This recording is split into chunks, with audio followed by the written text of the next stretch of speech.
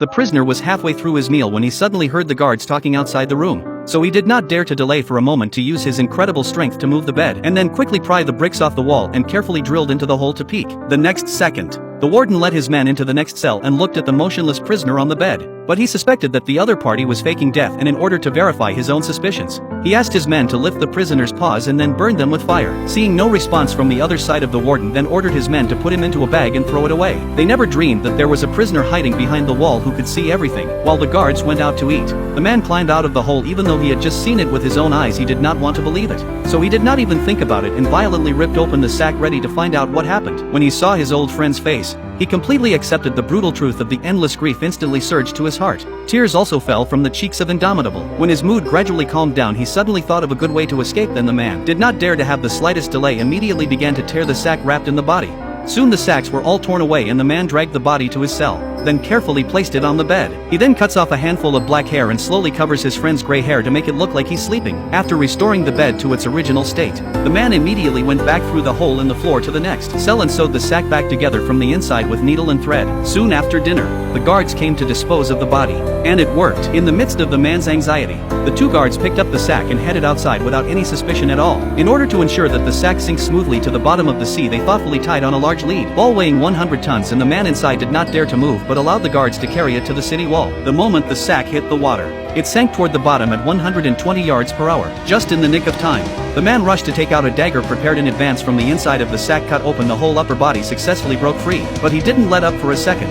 Then immediately cut off the lead balls tied to his feet and finally managed to surface before he suffocated. Then he held onto his already exhausted body and swam toward the shore with amazing strength. Soon it was time to eat and the guards came to deliver the food as usual, but there was no food bowl, and he called out several times but there was no response from the people inside. Sensing something was wrong, the warden came in to check on the situation. He wanted to wake up the sleeping man, but when he got closer, he realized that there was a dead old man lying on the bed. Soon the warden rushed to the cell in a hurry. When he saw the body on the bed and the hair on the floor, he immediately understood and then asked his men to move the bed and found loose bricks in the wall. Looking at the sharp edges of the walls, the warden realized that the man had a tool that could have broken out of the sack.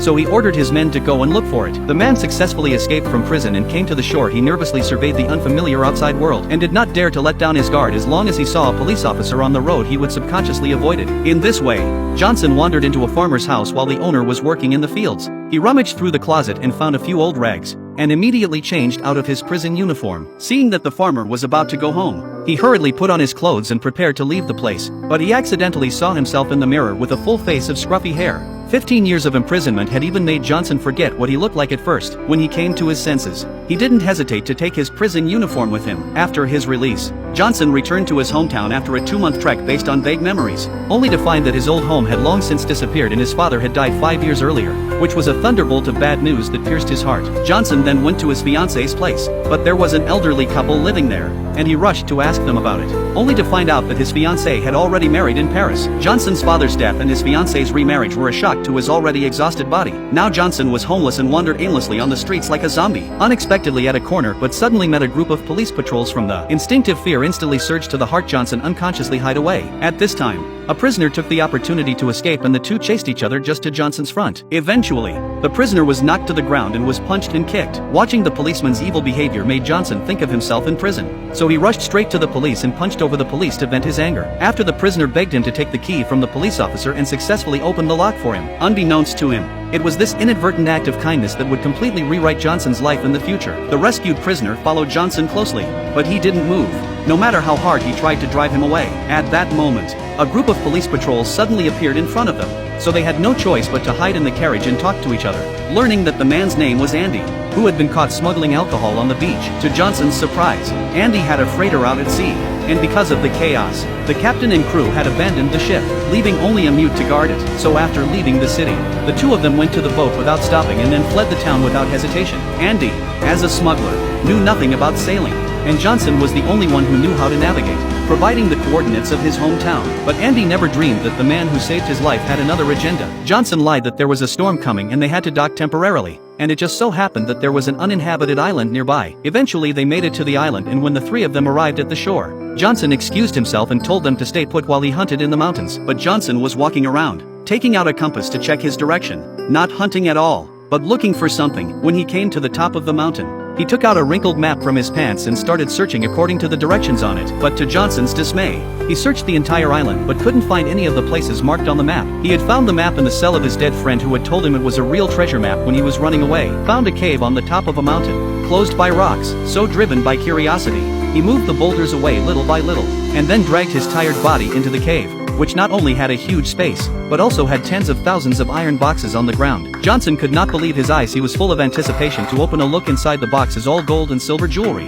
The only sound left in the cave was heavy breathing, and even Johnson's heart began to beat uncontrollably. He never dreamed that what his old friend in prison had said was true, that one day he would be sitting on a huge fortune, and that the gold coins, which he would not be able to spend in several lifetimes, would be the strongest support for Johnson on his way to revenge. After 15 years in prison, his life has been destroyed and now it's time to find out the truth. Afterwards, Johnson went to a church to confess his sins for the next step of revenge, during which he might commit a lot of sins, and even if he would fall into hell, he would never regret it. After unlocking the shackles in his heart, Johnson also had a preliminary plan, but his identity is now too sensitive to be personally involved in many things. At this time he remembered that he had helped Andy, not only bought him 2 large ships but also purchased 3 villas. In exchange he asked Andy to wear formal dress in 7 days to meet in Marseille, but also gave a large amount of additional money. This has been smuggling business to support the family of Andy. Was ecstatic. He has never seen so much money. Thought he has been wandering half a lifetime like walking on thin ice, and now it can be considered to embrace a big lake. This time he did not want to let go of anything, and Johnson took advantage of this gap, dressed as a nobleman to the former work of the pier where he learned. A bad news: once the boss, because of the poor business now owed a huge debt, announced closure, cannot pay back.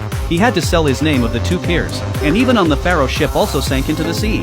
In just a decade or so, the changes have been so great that Johnson sighed in amazement. Soon it was the day of the appointment and Andy came dressed in his best clothes as requested. Looking at his savior, who was a different person, he was both surprised and curious, and couldn't help but ask Johnson where he got so much money. But now Johnson is not the same as in the past. He casually found an excuse that his family has a mine and inherited a rich legacy, and then perfunctorily passed away. Johnson then went straight to the point and wanted Andy to be his right-hand man and might give him some more dangerous tasks, but would also be well paid provided he didn't tell anyone the secret. After seeing Johnson's wealth, Andy did not even think about it, directly agreed, and Johnson then told the tragic experience of these years. Was framed and imprisoned for 15 years when he came back to his father's death. Fiancé remarried. Even more outrageous is that 10 years ago, some people rumors that he died in prison and even set up a tombstone in the cemetery.